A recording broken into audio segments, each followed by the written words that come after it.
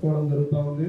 ఈ సమావేశానికి ముఖ్య అతిథిగా వచ్చేసిన రాష్ట్ర కిసాన్ మోర్చా అధ్యక్షులు కొండపల్లి శ్రీధర్రెడ్డి గారికి, జిల్లా అధ్యక్షులు నెల్లూరు కోటేశ్వరరావు గారికి, మాజీ జిల్లా అధ్యక్షులు గల్లా సత్యనారాయణ గారికి, అదేవిధంగా ఈ కార్యక్రమం యొక్క కన్వీనర్ గుత్తా వెంకటేశ్వరరావు గారికి, అదేవిధంగా అసెంబ్లీ కన్వీనర్ అల్లి కంజయ్య గారికి, ఈ కార్యక్రమం యొక్క కన్వీనర్లు కో కన్వీనర్ అయిన రజనీరెడ్డి గారికి, మణి గారికి, మరియు రాష్ట్ర కార్యవర్గ సభ్యులు మన తక్కలనవల్లి నరేంద్రరావు గారికి, అదేవిధంగా నాతోటి మిత్రులందరికీ, పార్టీ యొక్క కుటుంబ సభ్యులందరికీ పేరు పేరున హృదయపూర్వక నమస్కారాలు.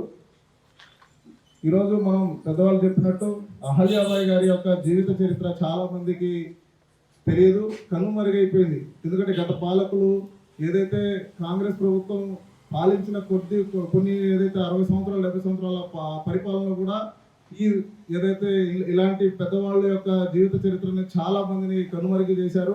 ఇప్పుడు మన గవర్నమెంట్ వచ్చాక, భారతీయ జనతా పార్టీ యొక్క గవర్నమెంట్ వచ్చిన తర్వాత హిందుత్వాల మీద ఎవరైతే ఏ జాతి కోసం ధర్మం కోసం ఎవరైతే పనిచేశారో వాళ్ళ యొక్క పెద్ద వాళ్ళ గొప్ప చరిత్రల్ని వెలికి తీయడంలో ఇవాళ మనం అందరికీ లోకానికి తెలియజేయాలి. అసలు భారతదేశం యొక్క చరిత్ర అంటే ఏంటి, ఆ విషయాలన్నీ కూడా ప్రపంచానికి తెలియాలని చెప్పి ఇలాంటి మహానుభావుల యొక్క ఎంతో మంది కష్టపడ్డ అహల్యాబాయి లాంటి చిన్న వయసులోనే దేవుడి మీద ప్రేమ, తనతో పాటు ఆ చిన్న వయసులోనే 8 సంవత్సరాల్లో కూడా పెళ్లి జరిగిన తర్వాత కూడా తను ఈ దేశంలో హిందుత్వాన్ని పెంచాలని చెప్పి తన ఇంట్లో వరుసగా అందరూ చనిపోతూ ఉంటే కూడా ఆ విషయాన్ని తను దుఃఖాన్ని కూడా మింగి రాబోయే రోజుల్లో ప్రజలకి మనం ధర్మం కోసం గుర్తుండాలేటట్టుగా చెప్పినట్టు కాశీలో కానీ మిగతా దగ్గర 600 చిల్లర దేవాలయాలని పునర్నిర్మాణం చేసిన ఘనత మన అహల్యాబాయి గారిది.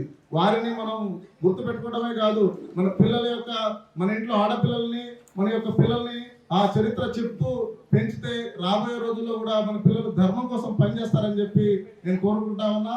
నాకు ఈ అవకాశం ఇచ్చిన పెద్దలందరికీ ధన్యవాదాలు. భారత్ మాతకి జై, జై శ్రీరామ్.